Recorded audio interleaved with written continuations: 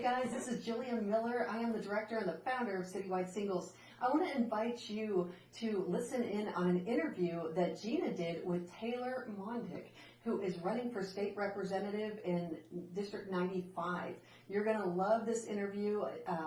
Taylor is a business owner, and he saw what was happening within our culture and had some great concerns as to how he was going to handle being a small business owner with employees and what he was going to do going forward. So he decided to step up to the plate and to speak out and to run for office in his district. So I want to introduce to you Taylor. My head is right in his way. Taylor, there he is. Nice looking guy. How are you? I'm good. How are you guys? Good. Thank you for sitting down for Yes, this interview. I know you've absolutely. been a very busy man with all the block walking and all of the campaigning that you've been doing. Could you speak a little bit as to how you got into the political arena? Julia mentioned that you used to be a business owner. So how did you make that shift? Yeah, so I've owned my business for about 11 years now. I own a youth sports facility, and we train athletes age 3 years old all the way up to, a couple of years ago we had 30, 40-year-olds in my gym, working out. So that's been really awesome. But I put everything on hold this past year so I could campaign. Like she mentioned, I'm running for House District 95. And really, up until recently, maybe a couple of years ago, no political aspirations whatsoever. I still really don't. I just want to make a change in my district. And I was somewhat involved, somewhat not, not paying attention. It was when the government said, hey, you have to close your business down, my only, means of survival and some of my employees. And that I said, absolutely not. It was a step too far for me, and I decided to run. And that's, what got me running, and then looking deeper into my district and who had been in charge. That gave me the passion that I needed to keep going. So. Great. How do you think your business background contributes to how you're running your campaign, if at all? Yeah, well, I think it's definitely prepared me because I work with kids. And so when I work with kids, I work with their parents. And when you work with parents, you work with all kinds of people. And so I think that has helped prepare me. I'm knocking on Democrat doors. I'm knocking on Republican doors, independent voters, swing voters. I have to try to communicate with all kinds of people. So the job has helped me out a lot. And then I know how to manage things. I opened this business when I was 23 years old, 34 now, and we're still surviving. We made it through COVID. We made it through all of those things. So I think I'm prepared. So how many doors have you knocked on? Almost 7,000 doors I have knocked on. And yeah, I'm a little tired. But it's okay. There's mornings or evenings I have to go. I'm like, oh gosh, I've got maybe 5 seconds to just chill. And then I have to go knock on doors. And that little amount of time, I'm dreading it. But as soon as my feet hit the pavement and I talk to my first person, I feel it again. And so that's been the most rewarding thing is just talking to that many people. It's nerve-wracking knocking on someone's door. But I've gotten used to it now. It's fun. So when you're knocking, what do you come across as the top 3 concerns that your constituents are having, and how would you address them? So that's been the most surprising thing. I will say, the media right now is telling us what the concerns of America, are. Well, let me tell you, I've talked to thousands and thousands of people, and we all have the same concerns. And that's been the border, what's going on down south. That is on everybody's mind. Voters are saying that it's not sustainable. It's a humanitarian crisis. What's going on with the drugs and the human trafficking, everyone notices. So that has been an issue. Inflation has been a huge issue. Rent has gone up drastically. It's not just our homeowners. I know that property taxes are increasing, but our landlords pass that down to the renters as well. So my area, it's gone up almost 23%. And so that's on everybody's mind. And then, that third issue, it kind of varies. I get a lot of education, what's going on in the schools. I'll tell you, the ones that the media are parroting, I've heard maybe once or twice. So I just use that as encouragement, that we're not as divided as you think. I'm talking to all kinds of people, and we're all pretty much on the same page. That's great. Yeah. So how would you address, I mean, I know a lot of those are like federal things, like the border, and I Right. mean, like inflation, you can't really control that, but how have you developed your political platform to address some of those needs? So we'll start with inflation. On a macro level, right? It's a federal thing, but on a micro level, I can put pressure on the governor to make sure that he buys down that property tax, like he said he would. So we have a huge surplus, $27 billion. He did promise we'd use half that to buy down property taxes. So we need to make sure that we hold him accountable and that we actually do that.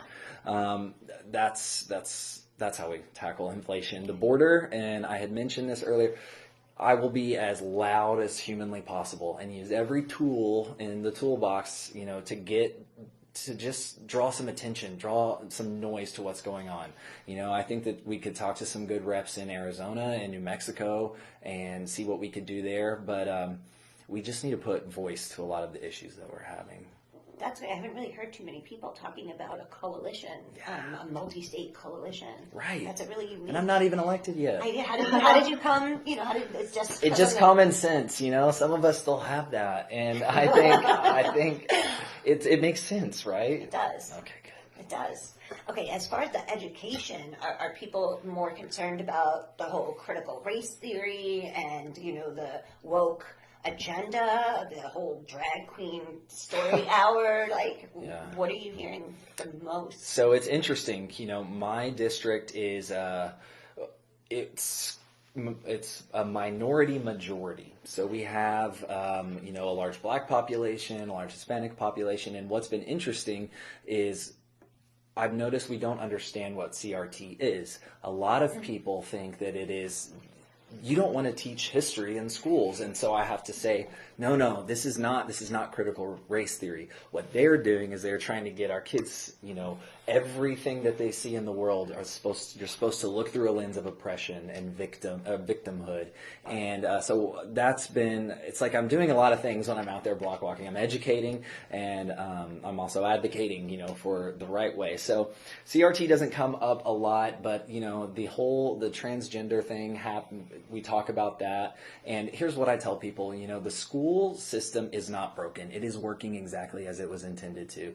And what I mean by that is from very early on, there was a concerted effort to make sure that Americans get dumbed down. And, if it weren't for some of the few good teachers out there, I know you used to be a teacher, that is passionate about educating kids, then we'd probably be really far gone. But we've got to bring back classical education into schools. We have to. We have to put a focus on reading, writing, arithmetic.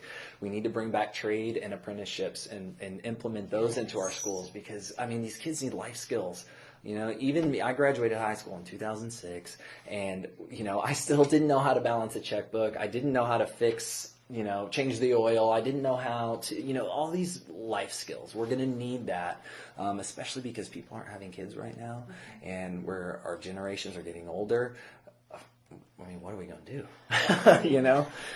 I noticed that with education, it Yeah. really took a hard left when Yeah. the Common Core came on the scene because that gosh. changed everything. It changed the way that teachers were allowed to teach, and it also kind of made teaching boring. It's reading and writing, but it's annotation, and it's not anything creative. It's very formulaic. Yes, and that's not how kids learn. No. Every kid is different, and and you're the teacher, so I don't know. But in my opinion, we have got to figure out what inspires these kids, what they're passionate about.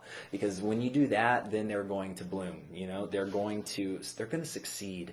And it's not a one-size-fits-all method for education. But that is a beast. It's a beast. So it's going to take a lot of work. And it kind of goes in line with the whole CRT thing, which is it's based on intersectionality and a race to the bottom. Who's the biggest victim? Yes. And so that kind of now has spread out into our whole culture, I think. Yeah, you're seeing it. I think part of the agenda too is they're creating activists in these schools. And, I'll tell you, I live in Fort Worth. It was the parents of Fort Worth ISD. I don't know if you know about them, but they are some of the most active parents I've ever seen. And I went to a few of those school board meetings and just saw how these parents were not having it. And it inspired me. I was like, okay, if these parents can do this, I can do this. If you don't know, he's talking about Holly Clemens. Oh. Holly Clemens is outside, and I'm going to pull her in here in just a few minutes. She could say something to this. Oh yeah, she could. She sued Fort Worth ISD over the mask mandate, and she won, and which is huge. But yeah, we've got to do something about the schools. But it's important that everybody knows it's going to take a lot. So support your good grassroots candidates. Really support them because we're all up against a beast. Pretty accurate. Yeah. Beast. We've Yes. heard that before. Yeah. So what do you think is the most important things that your constituents should know, not only about you, but about the issues that we're facing at this time? So I think for my community in particular, I could go on about a lot of things, we as Texans or Americans, but speaking straight to District 95, we've been held captive by the Democrats for a very long time. And you look at the two Democratic districts in Tarrant County, mine, 95, and the one next to us, 90. Highest crime rates, highest poverty, most uneducated or not graduating from high school. My zip code has the lowest life expectancy in the entire state of Texas, Wow. 76104. And, I could go on, but you look at that and you've got to ask yourself, what's going on? What is the common denominator? And it's democratic policies and democratic leadership. And so, I'm not afraid to go into my bluest neighborhoods and just spread truth. That's the only thing that can really pierce the soul is truth. And I want them to know we've been lied to. The very person that you have elected time and time again is the very person that is voting against you every single time. And the response at the doors has been nothing short of amazing. I was scared because why are you running in a blue district? Put all of that aside. We're human beings. And we have more in common than not, and so it's been really good. But I want them to know you have got a choice on the ballot. You've got a choice on the ballot, and we've had 10 years of the same. Let's try 2 at something different. I'm glad that you've been having such a wonderful response. Yeah. Because like you said, that's pretty. Yeah, that's it's pretty been brave. good. I've got a lot of I've never voted for a Republican before, but I'm going to vote for you. I've got a lot of Beto voters that are going to be voting for Taylor Mondick, and it's a step in the right direction. Yeah. It's a step in the right direction. Seeing all the signs kind of has me, like I'm from New York, so I left that, and now I'm over here, and I'm like, what's happening? Why is there a Beto sign next to my house? It's overwhelming. Sometimes there's some neighborhoods I go to; they're everywhere. But I think people are waking up to what is going on, and the Biden administration has really screwed up. Let's talk about that. Yeah, it's affecting us all. So here we are. Yeah, and it seems like it's, obviously because of the border issue, it's really affecting Texas predominantly, and, it's, even with Abbott and DeSantis sending over the migrants. Migrants. Yes, Martha's Vineyard. Migrants. It's still, it seems almost like insurmountable when we almost had it somewhat, under control, at least just a few years ago. It's going to take some divine intervention, really. It's going to take an act of God because, though I appreciate what Abbott and DeSantis did, it changed the narrative a little bit, changed the conversation. It exposed the hypocrisy of the left, Martha's Vineyard not being able to handle 50 migrants for Chicago when we've had millions. That was like, you see? But I personally think that we should have immediately sent them right back. It's going to take backbone. If we lose funding, guess what? We lose funding. What's your price for security? What's your price for the safety of Texas and Texas citizens? It's not, we're actually being anti-human right now with what is happening. It's not compassionate what we're doing. A lot of these people come over and they become slaves to the cartels. It's pretty horrific. So, anyways, lots of prayer about that. And all the trafficking and all of that and how it's awful. affecting. We're seeing it here in suburban North Texas. We're seeing it here. So. So, in case this is the first time you're hearing this, we're talking about modern day slavery. I mean, it really is, and nobody really wants to talk about it. Nobody really wants to address it. But the reality of the matter is we have had people coming across the border for some time, and there was lots of talks about building a wall, and Trump was the first one to really take the initiative and do something about it. Unfortunately, he left office, right before, he had about 400 miles left to build. In the meantime, the cartels, who have big tanks, big guns, and a lot of money, are the ones that are running the borders and allowing people to come back and forth across the border. They're trafficking children and women. Yes. Nobody wants to talk about that, but that's the reality of what we're dealing with.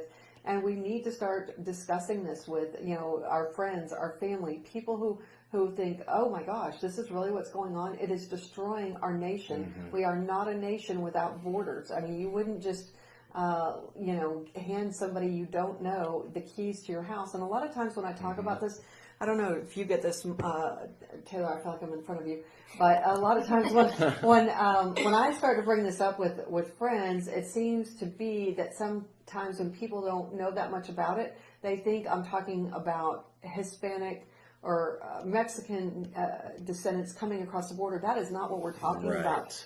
It's people from 160 different countries. 160. Right. A lot now. Yeah, just Pakistan. think about countries who want to get rid of their prisoners. They just dump them off at our borders, and they can just come right across, and we don't have to know who they are.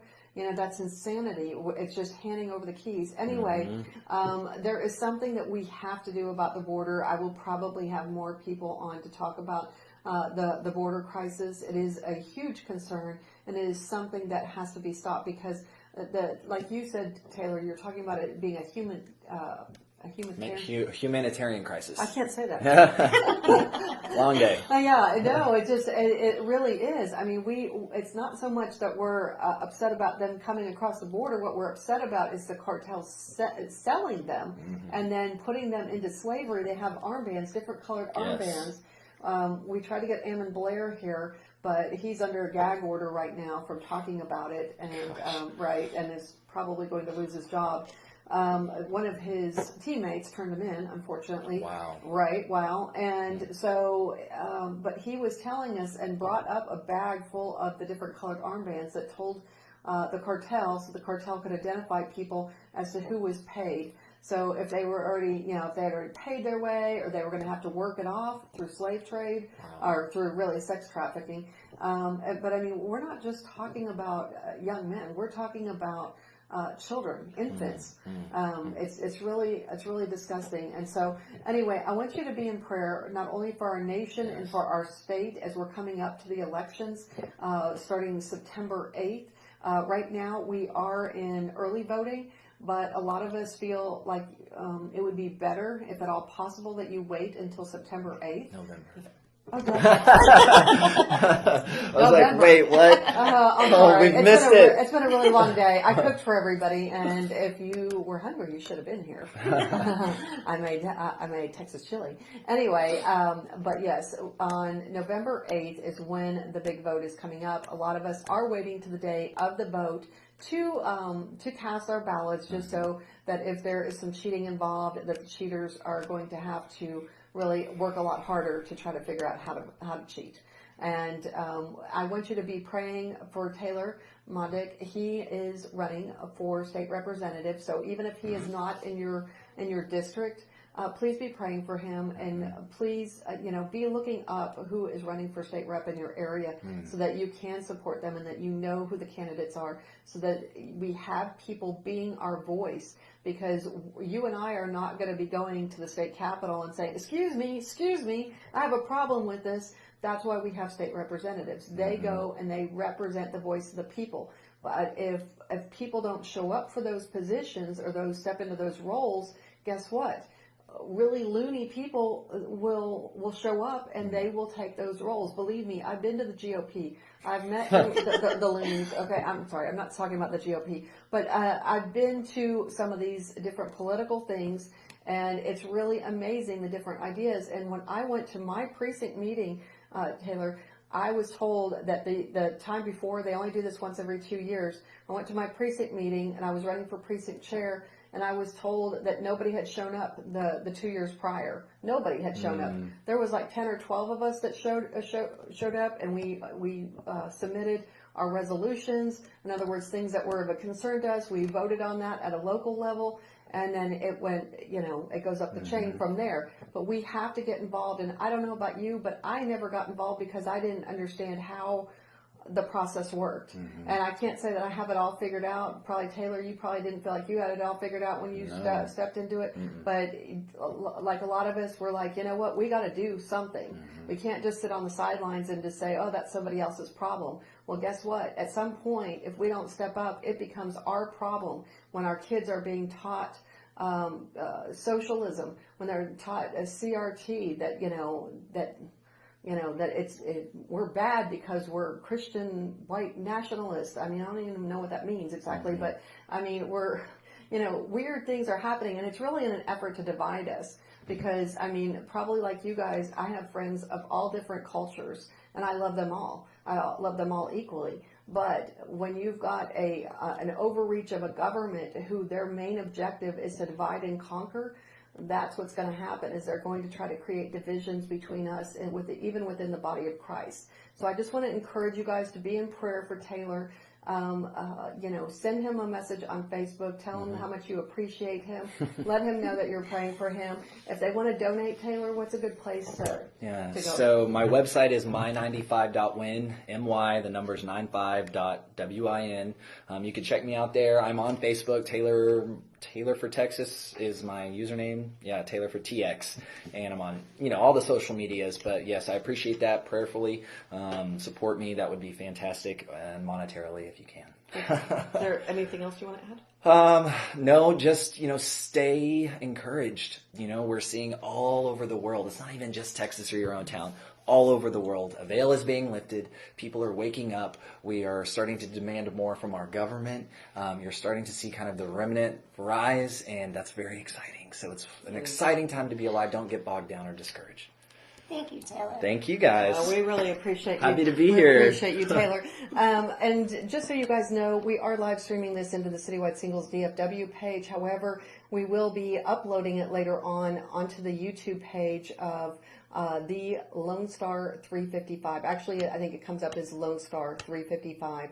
And so if you're wanting to share this with your friends, you can't share it outside of the Citywide Singles page, but probably by tomorrow you will see it uploaded into the YouTube page that is Lone Star 355. We created it because we saw how many people were moving to Texas because they felt like we had better political chances here. And we wanted people to understand what's going on here locally for those of us who live here in the Dallas-Fort Worth area and more specifically in Texas. So I appreciate you guys joining us. Know that I love you, but more importantly, God loves you. I hope you have a great evening. Bye.